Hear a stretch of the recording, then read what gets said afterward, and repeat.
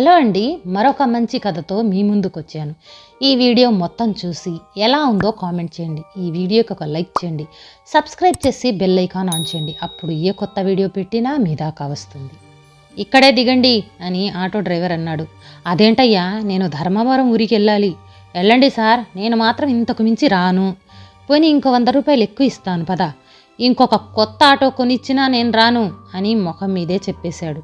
ఎందుకు అని అడిగాడు. ఆ ఊర్లో దయ్యం ఉందని అందరు అంటుంటే విన్నా. చీకటి పడిన సమయంలో ఆ ఊరి పొలిమేర దాటి లోపలికి వెళ్ళిన వాళ్ళు మళ్ళీ తిరిగి రాలేదు. తెల్లవారితే శవమై కనిపించారు. ఇప్పటి వరకు 10 మంది వరకు చనిపోయారు. ఆ ఊరు గురించి తెలుసుకోకుండా మీలాంటి వాళ్ళు ఈ సమయంలో ఎందుకు వస్తారో అర్థం కాదు. ప్రాణాల మీద ఆశ ఉంటే నా మాట విని వెనక్కి వెళ్ళిపో, లేదంటే నీ ఇష్టం అని ఆటోవాడు అక్కడి నుంచి వెళ్ళిపోయాడు. ఆటో వెళ్ళిపోగానే నిశ్శబ్దం చేరింది. కనుచూపు మేర చీకటి చేస్తున్న శబ్దం మరింత భయాన్ని పుట్టించింది. నిజంగా దయ్యం ఉందో లేదో తెలీదు, కానీ వీడు చెప్పిన మాటలు గుండెల్లో వణుకు పుట్టించిందని ఆలోచిస్తూ అడుగులు కదిపాడు. రోడ్డు మార్గం ముగిసి ఒక కలవట్టు దాటి మట్టి రోటికి అడుగు పెట్టగానే మరింత భయం పెరిగింది. ఆ ఊరి పొలిమేర ఇదే అయి ఉంటుంది ఆలోచిస్తూ ముక్కుసూటిగా నడుచుకుంటూ వెళ్తుంటే ఎవరో వెనకే వస్తున్నట్టు అడుగుల శబ్దం. నడక ఆపగానే పక్కకి పెరిగెత్తినట్టు గజ్జల శబ్దం వినిపించింది. వెనక్కి తిరిగి చూస్తే మళ్ళీ ఎవ్వరూ లేరు. మళ్ళీ ముందుకు తిరిగి వేగంగా నడుస్తుంటే దూరంగా పెద్ద మంట వెలుగు కనిపించింది. పరిగెత్తినట్టు నడిచి అక్కడికి చేరుకోవటానికి 10 అడుగుల దూరం నుండి చూస్తే ఒక అమ్మాయి నల్ల చీర కట్టుకుని ఆ వెలుగుకి దగ్గరగా నిల్చొనుంది. హలో, మిమ్మల్నే, కాస్త ధర్మవరం వెళ్ళే మార్గం చూపించండి అని అడిగాడు. చలనం లేనట్టు నిల్చొని భగభగా మండుతున్న మంటల్లోకి చూస్తూ కుడిచేయి పైకెత్తి చూపుడు వేలుతో కుడివైపు చూపించింది. థ్యాంక్స్ అండి, ఈ ఊర్లో దయ్యం ఉందని ఆటోవాడు చెప్తే తెలిసింది. మీరొక్కరే ఇంత ధైర్యంగా ఎలా ఉన్నారో ఏంటో. వెంటనే వెళ్ళిపోండి అని అక్కడి నుండి ఆమె చూపించిన కుడి మార్గం వైపు నడక మొదలుపెట్టాడు. కేవలం 10 అడుగుల దూరం వెళ్ళాక వెనక్కి తిరిగి చూశాడు. అంతే, పంచ ప్రాణాలు గాల్లో కలిసేంత భయం పుట్టింది. కొద్ది నిమిషాల క్రితం కనిపించిన మంట వెలుగు ఆ అమ్మాయి కంటికి కనిపించలేదు. అంతా చీకటి. వెంటనే ఒళ్ళంతా చెమటలు పట్టాయి. గజగజ వణుకుతున్న చేతుల్లో బ్యాగ్ పట్టుకుని చుట్టూ తిరిగి చూస్తే భయానక పరిస్థితి. చెట్ల పొదల్లో పరుగులు, అడుగులు, ఏడుస్తున్న ఆడగొంతు, గాజులు గజ్జల శబ్దాలు మెదడుని ఉక్కిరి బిక్కిరి చేస్తున్నాయి. దాహం వేస్తుంది, గొంతు తడారిపోతుంది. ఎవరైనా వస్తే బాగుండు దేవుడా, కాపాడు అని ప్రార్థిస్తున్నాడు.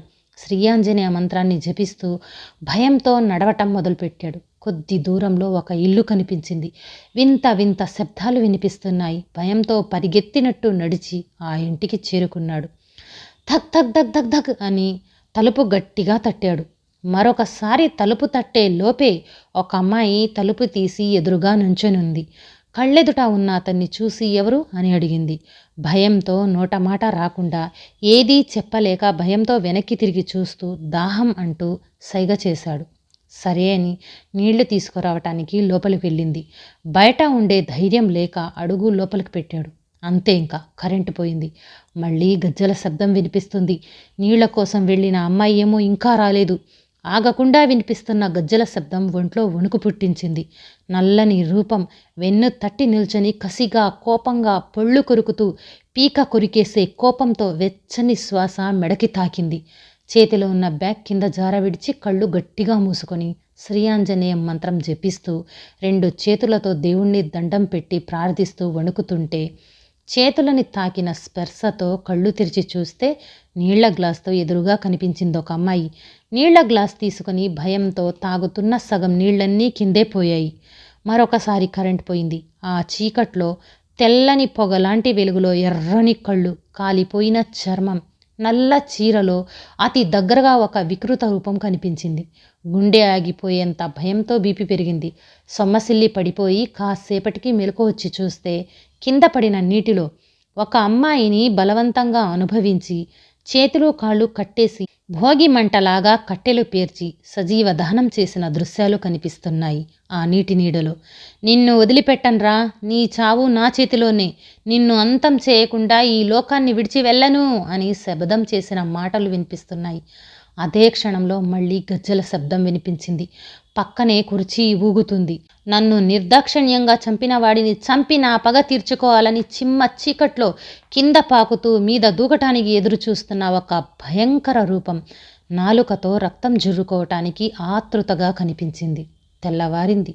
చెట్ల పొదల్లో పడి ఉన్న ఓ వ్యక్తిని చూసి జనం పోగయ్యారు. ఒక పెద్దావిడ వచ్చి అతను ప్రాణాలతోనే ఉన్నాడు అని చెప్పగానే అతన్ని పక్కకు మోసుకొచ్చి స్పృహ వచ్చేలాగా చేశారు ఆ జనం. అతను ఈ గ్రామానికి వచ్చిన ప్రభుత్వ ఉద్యోగి. పేరేమో అర్జున్. అతని నోటి వెంట వచ్చిన మొట్టమొదటి మాట ఈ ఊర్లో దయ్యం ఉందా అని. ఆ మాట వినగానే అందరూ భయంతో వెనక్కి అడుగులు వేశారు. ఇప్పటి వరకు ఈ గ్రామంలో 6 యువకులు రక్తం కక్కుకొని చనిపోయారు. వాళ్ళంతా బయట వాళ్ళని అనుకుంటుంటారు, కానీ ఈ గ్రామానికి చెందిన వాళ్లే. పట్నంలో ఉద్యోగం చేసి సెలవుల్లో వచ్చిన వాళ్ళు మళ్ళీ తిరిగి వెళ్ళలేదు.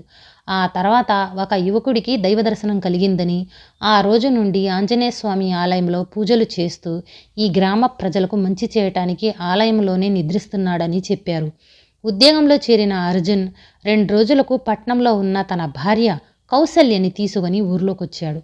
తన రూపం అందరినీ ఆకట్టుకుంది. అందంగా ఆప్యాయంగా పలకరించే గుణం ఉన్న అమ్మాయి ఊర్లో వాళ్ళందరితో కలివిడిగా మాట్లాడింది. మరుసటి రోజు ఉదయం ఆలయానికి వెళ్ళింది. స్వామికి పూజలు చేస్తున్న యువకుడికి కౌసల్య కనిపించగానే మంత్రముగ్ధుడయ్యాడు. తన రూపాన్ని చూసి కామ ఆలోచనలో మునిగిపోయాడు.